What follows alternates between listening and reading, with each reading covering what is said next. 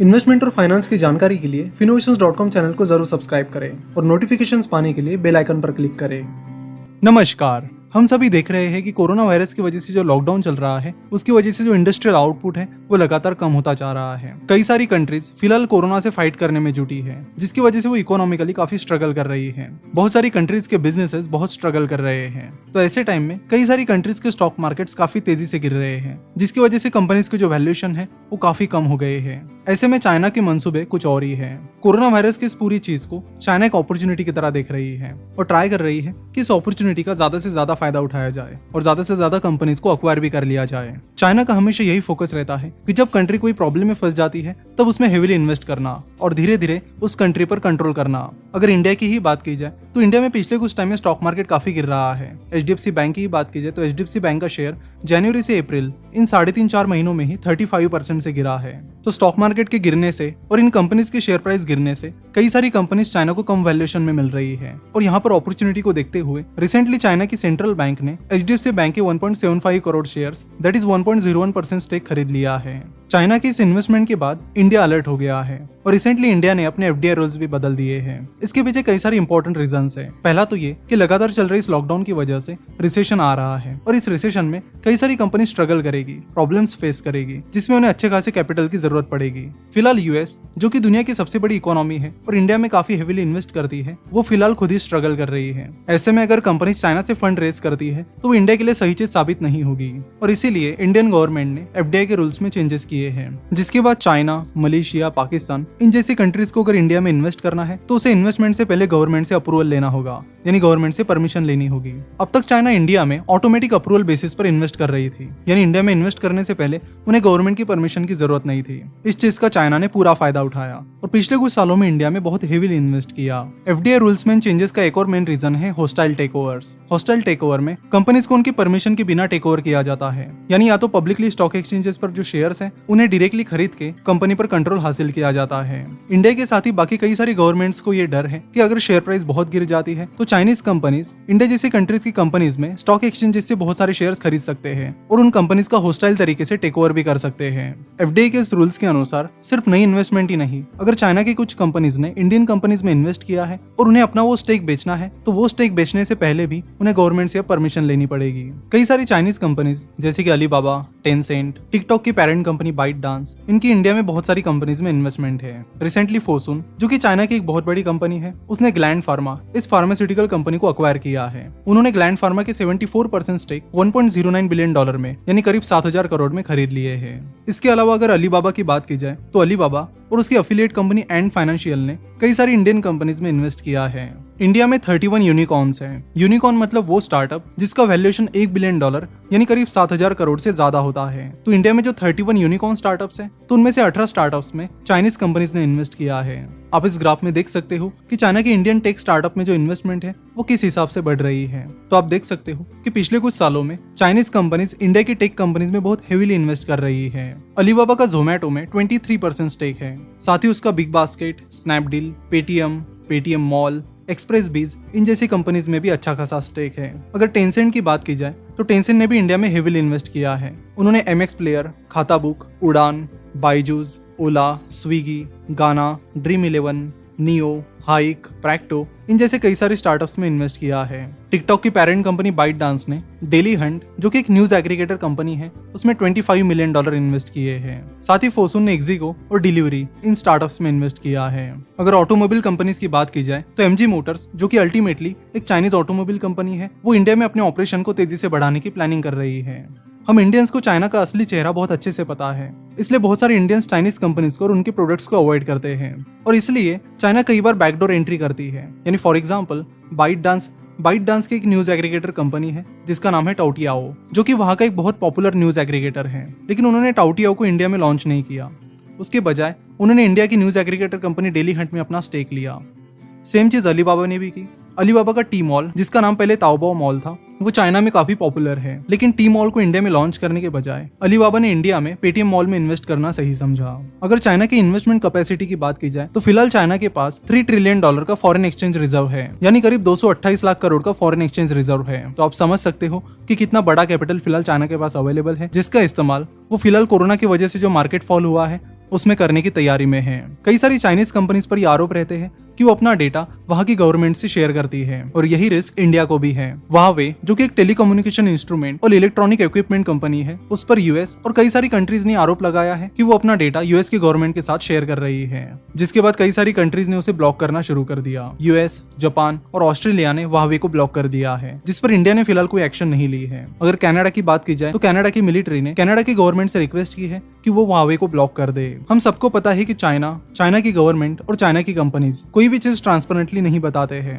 Corona virus की वजह से तो पूरी दुनिया ये चीज बहुत अच्छे से जान चुकी है, और इसलिए अब सिर्फ इंडिया ही नहीं बल्कि कई सारी यूरोपियन कंट्रीज सतर्क हो गई है। यूरोप की बात की जाए तो यूरोप में भी काफी प्रॉब्लम्स चल रहे हैं। फ्रांस, स्पेन, इटली, इन जैसी कई सारी कंपनी स्ट्रगल कर रही हैं। यूरोप के बड़े टेक प्लेयर्स जैसे कि नोकिया और एरिक्सन की स्टॉक्स काफी गिरे हैं, और यूरोपियन कंट्रीज भी अब नहीं चाहती कि चाइना उन कंपनीज को अक्वायर कर ले या फिर उनमें स्टेक हासिल कर ले। इसलिए स्पेन, इटली और जर्मनी अपने एफडीआई रूल्स में चेंजेस कर रही है, ताकि चाइना होस्टाइल तरीके से किसी भी कंपनी को अक्वायर ना कर सके, साथ ही वो उन कंपनीज में ज्यादा स्टेक भी ना हासिल कर पाए। यूएस की तो पहले से ही चाइना के साथ अनबन चल रही है। रिसेंटली चाइना की एक कंपनी जब यूएस के एक सेमीकंडक्टर टेस्टिंग कंपनी को अक्वायर करने गई थी, तो यूएस गवर्नमेंट ने उसे इंटरफियर करके इस डील को पूरा नहीं होने दिया। बाकी कंट्रीज को ये भी डर है कि चाइना सुपर पावर ना बन जाए, यानी चाइना यूएस को पिछाड़कर नंबर 1 इकोनॉमी ना बन जाए, क्योंकि अगर ऐसा होता है तो चाइना कई सारी छोटी मोटी कंट्रीज को डरा धमकाकर कई सारी चीजें एग्जीक्यूट कर सकती है। चाइना को पता है कि इंडिया और कई सारी यूरोपियन कंट्रीज चाइनीज कैपिटल के बिना भी सर्वाइव कर पाएगी, लेकिन दुनिया में और भी कई सारी ऐसी कंट्रीज हैं जो कोरोना की वजह से बहुत प्रॉब्लम में आएगी, और वो कंट्रीज चाइना ने दिए हुए कैपिटल को मना नहीं कर पाएंगे। अब चाइना बस उसी के इंतजार में है कि जैसे कोरोना का और ज्यादा इम्पैक्ट कई सारे अफ्रीकन कंट्रीज पर होगा, तो वैसे ही चाइना पूरे अफ्रीका को कंट्रोल करने के पीछे लग जाएगी। अगर अफ्रीकन कंट्रीज की बात की जाए तो चाइना ने अफ्रीकन कंट्रीज में बहुत सालों से बहुत हेवीली इन्वेस्ट किया है। चाइना दुनिया की सबसे बड़ी ट्रेडिंग पावर है। उसने पिछले साल $4.43 ट्रिलियन का ट्रेड किया था, जबकि यूएस ने $3.89 ट्रिलियन का ट्रेड किया था। और अपनी इस ट्रेड को बढ़ाने के लिए चाइना अफ्रीका पर काफी फोकस कर रही है। जो गरीब कंट्रीज है जैसे कि अफ्रीकन कंट्रीज और पाकिस्तान, इनमें चाइना की स्ट्रेटेजी बहुत सिंपल रहती है। पहले तो इन कंट्रीज को अपना इंफ्रास्ट्रक्चर बिल्ड करने में हेल्प करना, जैसे कि वहां पर रास्ते और फ्लाईओवर्स बनाना, वहां पर पोर्ट्स डेवलप करना। तो इस तरह के इंफ्रास्ट्रक्चर डेवलपमेंट के बाद वो कंट्रीज खुश हो जाती है। उन्हें लगता है कि उन्हें एक बहुत अच्छा डेवलपमेंट पार्टनर मिला है जो उस कंट्री की डेवलपमेंट चाहता है। देन चाइना जब जब उन कंपनीज को पैसा लगता है तब तब उन्हें डेट यानी कर्ज देता है, जिसके चलते धीरे धीरे उन कंट्रीज पर चाइना के कर्ज का बोझ बढ़ता चला जाता है। और बस चाइना फिर इसी का इंतजार करती है। उन कंट्रीज को शुरुआत में ये समझ में नहीं आता कि चाइना वहां पर इंफ्रास्ट्रक्चर डेवलपमेंट इसलिए कर रहा है ताकि चाइना अपना ज्यादा से ज्यादा माल वहां पर एक्सपोर्ट करना चाहता है, उन कंट्रीज को बेचना चाहता है। और जब कोई कंट्री चाइना के कर्ज के बोझे में दब जाती है तब चाइना उस कंट्री से जो चाहे वो करवा भी सकती है। इसका बहुत अच्छा एग्जांपल है पाकिस्तान। चाइना का फोकस अब पाकिस्तान के नेचुरल रिसोर्सेज को यूज करने पे है, साथ ही अपना माल उनको बेचना है। चाइना किसी कंट्री को किस हद तक यूज कर सकता है, इसका एक बहुत अच्छा रिसेंट एग्जाम्पल है। रिसेंटली चाइना ने कोरोना वायरस की वैक्सीन की टेस्टिंग शुरू की है, और वो टेस्टिंग उन्होंने कुछ पाकिस्तान के लोगों पर शुरू कर दी है, ताकि टेस्टिंग में कुछ प्रॉब्लम आता है और अगर कोई मरता भी है तो वो दूसरी कंट्री का है। चाइना के कई सारे एप्स, फोन कंपनीज जैसे कि ओप्पो, वीवो, शाओमी कई सारी कंट्रीज में बहुत अच्छा बिजनेस कर रही है। अगर इंडिया की बात की जाए तो टिकटॉक इंडिया के मोस्ट पॉपुलर एप्स में से एक है। टिकटॉक के बाद टिकटॉक की पेरेंट कंपनी बाइट डांस ने हेलो नाम का ऐप भी लॉन्च किया है, जिसे भी बहुत अच्छा रिस्पांस मिल रहा है। बहुत सारे इंडियंस उसे यूज कर रहे हैं, लेकिन ज्यादातर लोगों को ये पता नहीं है कि आज की डेट में डेटा एक नई करेंसी है, नया पैसा है, और चाइना की ये कंपनीज अपना डेटा कब चाइनीज गवर्नमेंट से शेयर कर सकती है ये कोई नहीं बता सकता। वहां पर तो अगर कोई जर्नलिस्ट चाइनीज गवर्नमेंट के खिलाफ बोले तो उसको जेल में डाल दिया जाता है। तो बाकी कंपनीज की तो बात छोड़ ही दीजिए, उन्हें तो अपना बिजनेस चलाना है, जिसके लिए वो स्टेट गवर्नमेंट के मांगने पर कुछ भी कर सकते हैं। टिकटॉक जैसे एप्स यूज करने के लिए तो फ्री है, लेकिन उनकी वजह से कई सारी चीजें जैसे कि लोगों का बिहेवियरल पैटर्न उन कंपनीज के साथ शेयर होता है। फिलहाल इंडिया का स्मार्टफोन मार्केट देखा जाए तो उसमें 50% से ज्यादा मार्केट शेयर ओप्पो, वीवो और शाओमी इन 3 चाइनीज कंपनीज का है। तो ऐसे में इंडियंस को जरूरत है चाइनीज कंपनीज से दूर रहने की। ये चीजें ऐसे तुरंत ही दूर नहीं जाएगी, इसके लिए हम सब इंडियंस को काम करने की जरूरत है, कैपिटल इन्वेस्ट करने की भी जरूरत है। इंडियन कंपनीज को जब भी कैपिटल की जरूरत होती है उन्हें ज्यादातर टाइम बाहर के वेंचर कैपिटल्स, बाहर के प्राइवेट इक्विटी फंड्स, बाहर के हेज फंड्स या बाहर के इन्वेस्टर्स पर डिपेंड रहना होता है। हम में से ज्यादातर इंडियंस का पैसा सोना चांदी में इन्वेस्ट किया जाता है या फिर कैश में पड़ा रहता है। अगर किसी भी कंपनी को टॉप लेवल प्रोडक्ट्स बनाने हैं तो उसे पैसों की जरूरत पड़ेगी, और अगर उस कंट्री को इंडिया से ही अच्छा खासा कैपिटल मिल जाएगा तो वो इंडिया के लिए काफी अच्छी बात रहेगी। आजकल कई सारे स्टार्टअप्स आप देख सकते हैं, कई सारी कंपनीज हैं, अपना ज्यादातर पैसा वो यूएस और चाइना इन जैसी कंट्रीज से रेज करते हैं। तो हर इंडियन को बड़ा नहीं तो छोटा छोटा 5 या 10% अमाउंट इन्वेस्ट करना चाहिए हर महीने। अगर मैन्युफैक्चरिंग इंडस्ट्री की बात की जाए तो इंडिया की तरफ एक बहुत बड़ी मैन्युफैक्चरिंग अपॉर्चुनिटी चलकर आ रही है। अगर हम अब इसे पूरी तरह से कैपिटलाइज नहीं करेंगे तो हम हार जाएंगे। बहुत सारी कंट्रीज को चाइना का असली चेहरा नहीं पता था और उसके बाद कोरोना का जो स्प्रेड हुआ है उसके चलते पूरी दुनिया को चाइना का असली चेहरा पता चल गया है। इसलिए वो कंट्री चाहती है कि चाइना से उनके बिजनेस रिलेशन कम ही रहे तो अच्छा है और इसलिए कई सारी कंट्रीज शुरुआत कर चुकी है। साउथ कोरियन कंपनीज जैसे कि हुंडई स्टील और बाकी कुछ कंपनीज ने अपनी चाइनीज फैक्ट्रीज बंद कर दी है और अब वो इंडिया में शिफ्ट कर रहे हैं, जिसके लिए वो आंध्र प्रदेश में 5000 एकड़ जमीन की तलाश में है। उसके अलावा और भी कई सारी कंट्रीज अपना मैन्युफैक्चरिंग बेस चाइना से इंडिया में शिफ्ट कर रही है। जापान की कंपनीज को $2.2 बिलियन का यानी करीब 20,000 करोड़ का पैकेज दे रही है ताकि वो कंपनी चाइना से एग्जिट कर ले। फिलहाल इंडिया में 1441 जापानीज कंपनीज हैं, जिसमें से ज्यादातर कंपनीज बेंगलुरु में हैं। रिसेंटली गवर्नमेंट ने भी कहा है कि वो इन कंट्रीज के मैन्युफैक्चरिंग प्रोजेक्ट्स को क्विकली परमिशन भी देगी। तो अगर ऐसा होता है तो कई सारी यंग जनरेशन को जॉब भी प्रोवाइड हो जाएगी और कई सारे लोग मैन्युफैक्चरिंग में अपना बिजनेस भी स्टार्ट कर पाएंगे। अगर इंडिया में सबसे बड़ी जॉब और बिजनेस अपॉर्चुनिटी फिलहाल कोई है तो वो है मैन्युफैक्चरिंग। हमने देखा कि आईटी आउटसोर्सिंग में इंडिया पूरी दुनिया में एक लीडर है।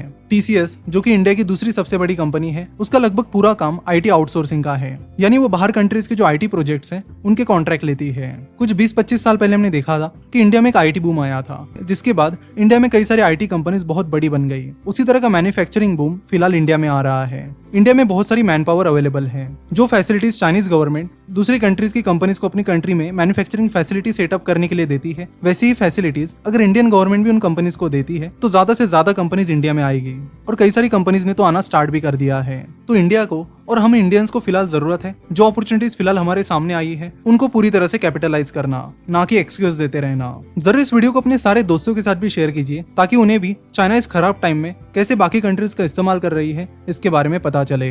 हमारे जो लाइव स्टॉक मार्केट कोर्स है उसकी बैच कल से स्टार्ट हो रही है। तो आप लॉकडाउन के इस पीरियड में स्किल्स को डेवलप करना चाहते हो तो आप इस पीरियड में स्टॉक मार्केट सीख सकते हो। 1 महीने का ये कोर्स है जिसमें हम आपको स्टॉक मार्केट बेसिक से लेकर एडवांस तक सिखा देंगे। तो इस अपॉर्चुनिटी का जरूर फायदा ले। लिंक नीचे डिस्क्रिप्शन और कमेंट बॉक्स में दी गई है। वीडियो देखने के लिए और हमसे जुड़े रहने के लिए आपका बहुत बहुत धन्यवाद।